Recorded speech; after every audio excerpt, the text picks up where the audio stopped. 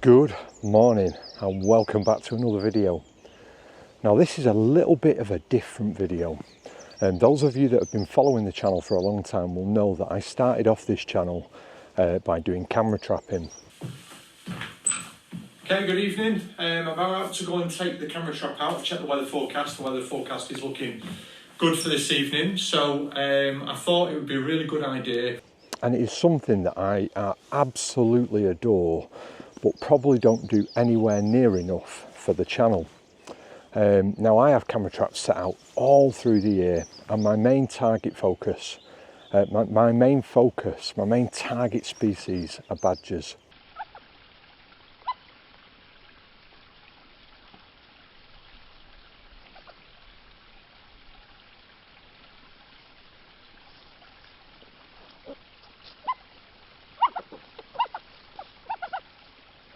Now I absolutely adore badgers. They are without doubt one of my favourite animals. I think they're just so charismatic, and they are quintessentially British. You know, I just think there's something about them. We saw them in The Wind and the Willows, we've seen them in Beatrix Potter books.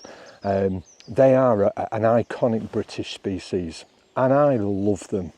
I think they're so playful when you see them out together, and they give you lots and lots of opportunities for photographing. And over the years, I've been fortunate enough to capture some absolutely fantastic photographs of badgers. I've caught them up in trees where I've put the camera trap facing down, looking down the tree trunk, and I've got them looking up at me, which was fantastic. I've had them scratching up at trees. I've had them in the bluebells. There was a shot I was after for a long time, and that was a badger in the snow. And I put my camera trap out when it forecast snow, and I managed to get a photograph of a badger with the snowflakes falling and a dust in the snow on the ground. And just generally, I really enjoy camera trapping. But one of the things that I think camera trapping is a little bit limiting in is its ability to transverse that to you guys via a YouTube channel. Because obviously, unlike when I'm there photographing an animal, it's in front of me and I can get all enthusiastic and excited about the species, this is all done predominantly while I'm fast asleep in bed. But I've been working on a project for probably about 6 months now, and this is on a badger set that's relatively close to where I live. And I thought, what better than to bring you with me as I deploy the camera trap. I'm going to talk about what I hope to achieve with the camera trap, where I'm placing it, why I'm placing it there. I'm going to talk about my settings, and then we're going to leave it, then we're going to come back to it, we're going to do a reveal, see if we've got any of the shots that we've been looking for, and I just hope it's a little bit of something different and something that you enjoy. So come along for the journey and see what I see.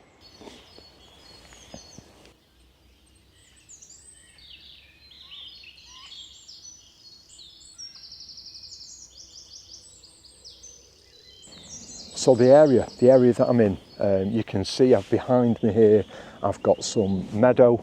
some nice grassy area, and badgers love that. They love to be able to snuffle through that looking for worms, and worms make up the large percentage actually of a badger's diet. But you won't just get necessarily a badger set in the middle of an open meadow. So what I've got behind me, and it's just behind the camera, is some woodland.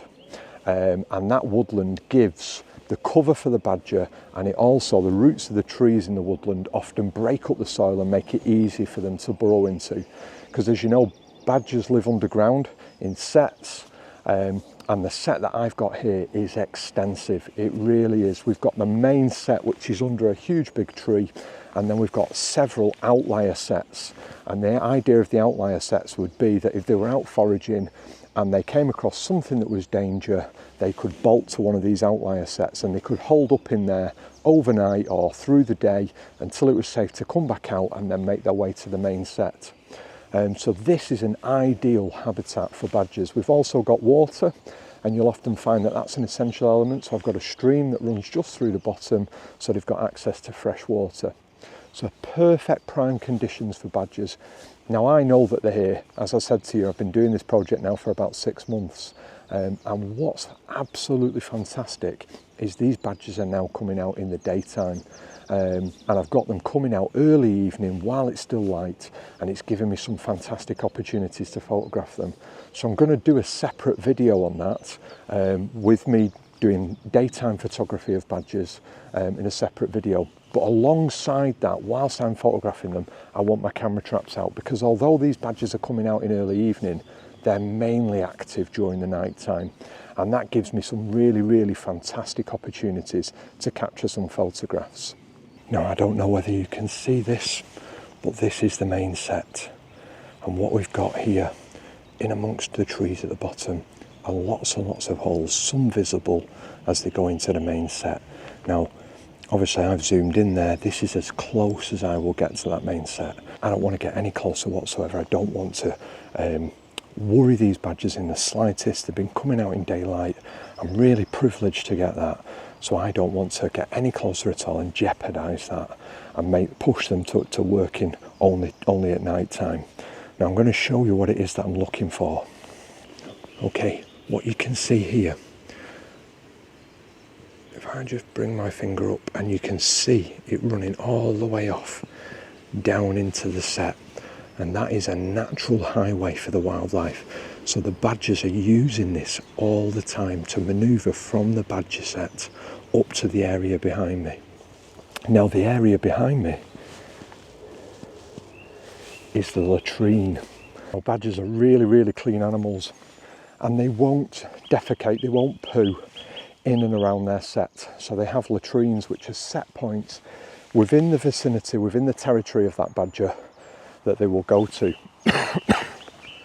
Now this is the latrine, so I know they've got a main pathway that goes from the set to the latrine, and that really works to my advantage, because what I can do now, because I know of a pathway that these badgers are going to travel in, I can use that to my advantage, and I can position my camera trap in a location that I know the badgers are going to be passing through, and that increases my chances of being able to capture them on the camera trap. Okay, I've picked out my location.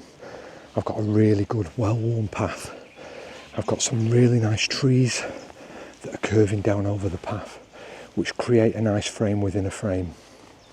And then most importantly, I've got some places to hang my flashes, because that's an essential thing you need to consider. Where are you going to put everything? I try not to put as much on the ground as possible. Badgers are so inquisitive that they'll get all over your stuff, and quite often they really damage it. So to avoid that, I'm using the trees that are above me to hang the flashes on. The location's all behind me here, and now what I'm going to do is I'm going to set a time lapse running, because you don't want to see me put this camera trap out, because it takes me probably the best part of 45 minutes. So I'll do that as a bit of a time lapse so you can see exactly what it is that we're doing. Once that's run through, oh, here comes the rain. Once that's run through, I will then go through the positioning of everything and why I've placed it there.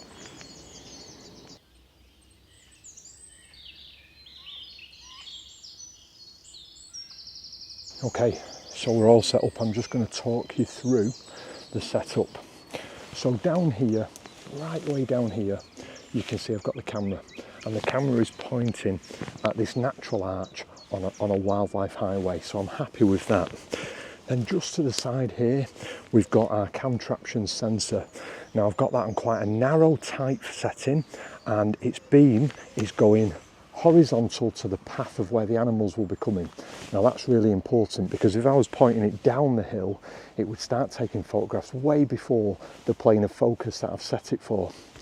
And then I come to my flashes. Now I've got two flashes, the first of which is over here, and this is my key light, so that's set at 1/8 of the power, and it's pointing directly at the direction the badgers should be coming in. And then I've got my second flash, which is up high in the tree here, and that one is set at a 64th of a power, okay, and that one's got a really wide spread on its light, and that one's my fill light, so that will illuminate the scene. And then what I should get is that really nice tight portrait of the badger coming through that area. So the only thing that's left to do now is what I always do, is a little bit of security. I use some cable, luggage cable and some padlocks. I'm just going to padlock it all up to the trees. If somebody wanted to steal it, they would do, but it just takes away that person passing that picks it up and walks with it. And then the other really important thing that I do is I put out my trail camera, and my trail camera sits off to the side, really well camouflaged, and the idea of that is that's going to capture anybody that messes with it. But also what that does is it captures how the animals interact with the kit. Now that's really important. Now I've had it in the past where particularly foxes, they spot this kit from a mile away, and the minute they spot it, they'll take a different path. Badgers less so, they're a little bit more curious, but foxes very much so. We also got lots of roe deer that pass through here, and there are some roe deer tracks on the floor, so it'd be interesting to see how the roe deer interact with this camera trap. And it's the trail camera that gives me that information. So I'm just going to set everything up, and then I'll do my final piece to camera before I leave it. So you can see I use standard braided steel cable. I've bought numerous lengths of these, and then what I do is I double them up if I need to get round a tree because I'm too far away from it. And on this instance, I'm going to have to double up, so I just loop them through, pass them through. I've got reasonable length then, and I can wrap this around these trees, and that just gives me that little bit of security. So there you have it, camera trap is deployed. It's in a place that very easily I can keep an eye on it, and I can just track whether I think the area is secure, whether the camera trap's been messed with, and I can very easily just nip into that area and just check the batteries and everything, and that everything's firing, which I think is half the battle. Now the aim will be to leave that out for probably 1 to 2 weeks, really give best chances possible. I'm just watching, there is a robin just going to drop into the firing zone. Is he going to drop in? I just wanted to see if it fired with a robin dropping in. So we'll leave it for 1 to 2 weeks, give it a really good chance. The thing that's important in that timing is that my scent comes off it, and that you can no longer smell me on it, and then they'll become more natural with it. But I'll just need to keep going back in and checking that all the batteries and everything are fully recharged. I do use rechargeable batteries, so I can always just pop the batteries out, charge them overnight, and get it going again. So the next piece to camera will be me coming to collect it in a couple of weeks' time, and hopefully we've got some fantastic images for you. Fingers crossed.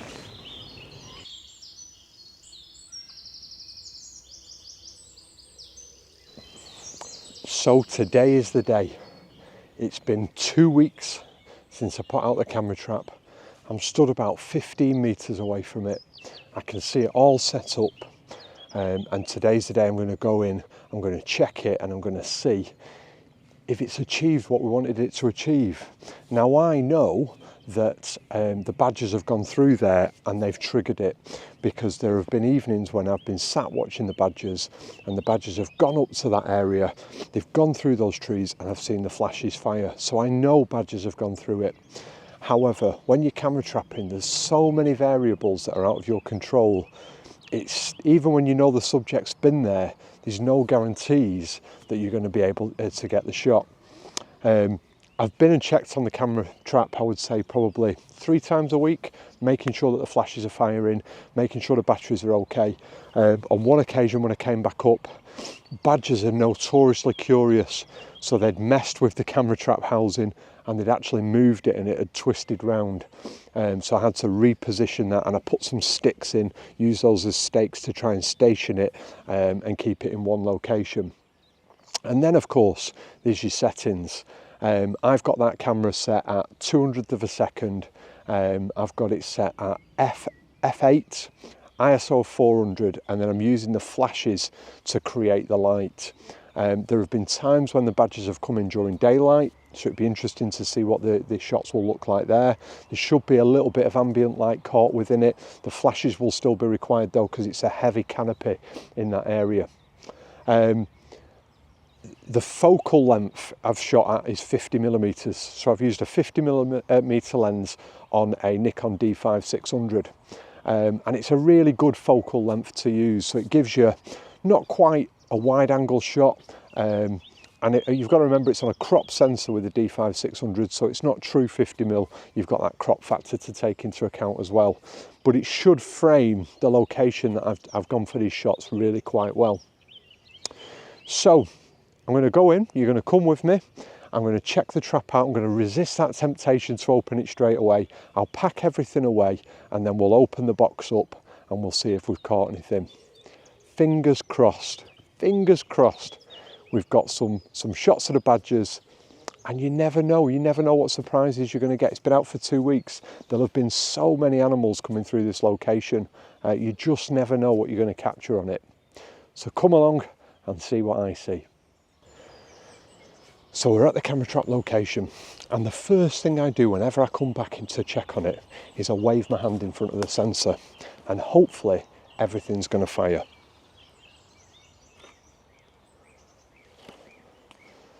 So hopefully you caught that. Both flashes firing, camera's firing, I can hear it triggering. Everything is doing exactly as it should do. So I know if there's been anything that's gone through this area, it has been captured on my camera. So it's just a case now for me to gather everything up, put everything away back in the bag, and then we can have a look on the back of that camera.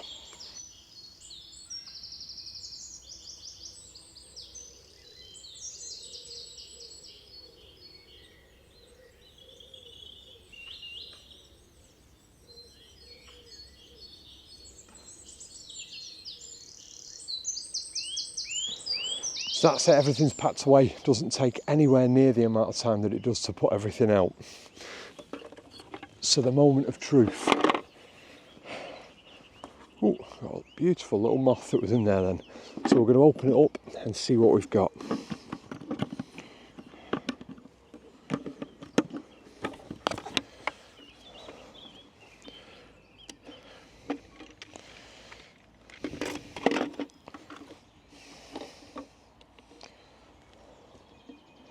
So it's taken 109 photographs, which is that's a good number.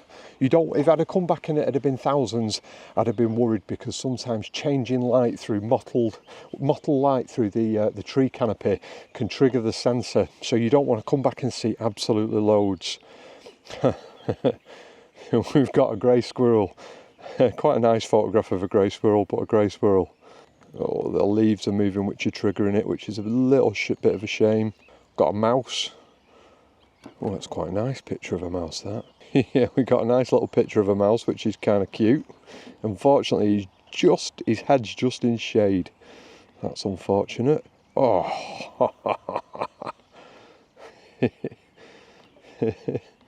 I've got a beautiful photograph of a badger. Absolutely beautiful. Got a pheasant, a robin, another little mouse, a robin, a grey squirrel, a mouse. We've got a shot of a mouse in mid-air. Oh, we've got another lovely shot of the badger. He's got a leaf just in front of him, that's a shame. And that's it. Wow, well, what I would say is a success. We've captured images on our camera trap. We've got a couple of images that I'm really quite pleased with. It's just a case now of bringing them back, taking them on the computer, doing a little bit of editing, and then I'll pop up them on the screen so you can see them. So here it is, the final image, the shot I've been looking for with this camera trap setup. I've got a badger coming into sight, beautifully illuminated by the two flashes. I've chosen to place the badger in the centre of the image, probably something that I wouldn't normally do. And it's just what I was looking for, head up amongst the foliage, looking absolutely beautiful. If you've enjoyed this video, please give it a like, and if you want to see some more camera trapping videos, please consider subscribing to my channel. Over half of the viewers of the videos have not yet subscribed to the channel. It costs you absolutely nothing and does wonders for the channel. And until next time, ta-ra!